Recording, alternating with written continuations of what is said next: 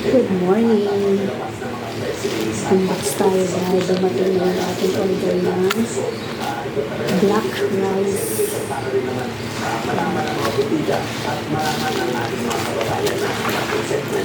Ship tayo sa black rice kasi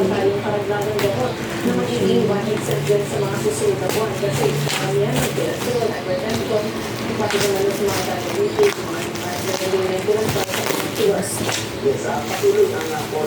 Saan pa ko siya basta ini para ko. Mas maraming maintenance at life-saving medicines ang maging abot kaya para sa bawat Pilipino dahil yun ang natin ang gusto ng ating mga Pangulo na magiging affordable din ang mga ganitong medicine na medicines at maintenance na ito at life-saving medicines. Isa sa iba pa sa naman, ano po yung mga dati ng DLR sa ilalim ng Investment Facilitation Network at ito nakaangkla sa Executive Order number 18 na nilalagay ng mga Marcos Jr. Ang biyaya ng bilang paaking ng Investment Facilitation Network sa ilalim ng Executive Order number 18 na nilagdaan ni Pangulong Ferdinand Marcos Jr. May mahalagang gapain ng biyaya sa pagpapabilis ng proseso ng pamumunan sa matulito sa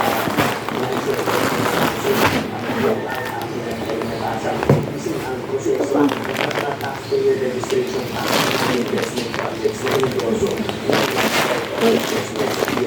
Segment price, segment investments. So, dito ang titiyak din ng ang operation ay inaaksyonan sa loob ng ilang panahon ayon sa aming Citizens Charter ang lahat ng ito.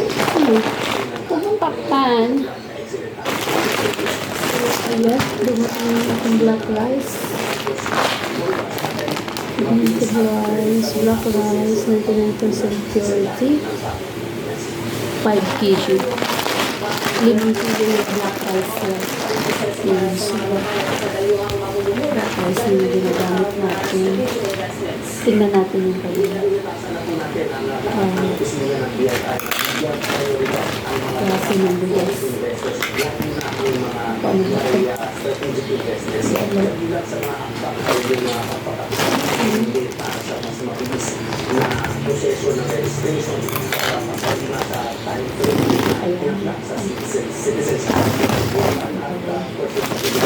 assistance at training sa SI. Lahat nito ay napakangin ng ating commitment sa business sa ating bansa. Pagdating naman sa documentation, ano po yung mga tinutunan na na-process na din at pagdating sa permit at Status updates sa iwan tungkol sa mga aplikasyon na natanggap at naksyonan. Ayan, so puro yan. Black na black ng ating bigas.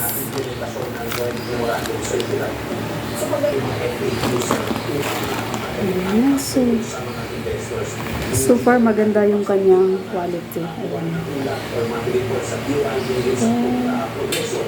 Ayan na guys, thank you so much.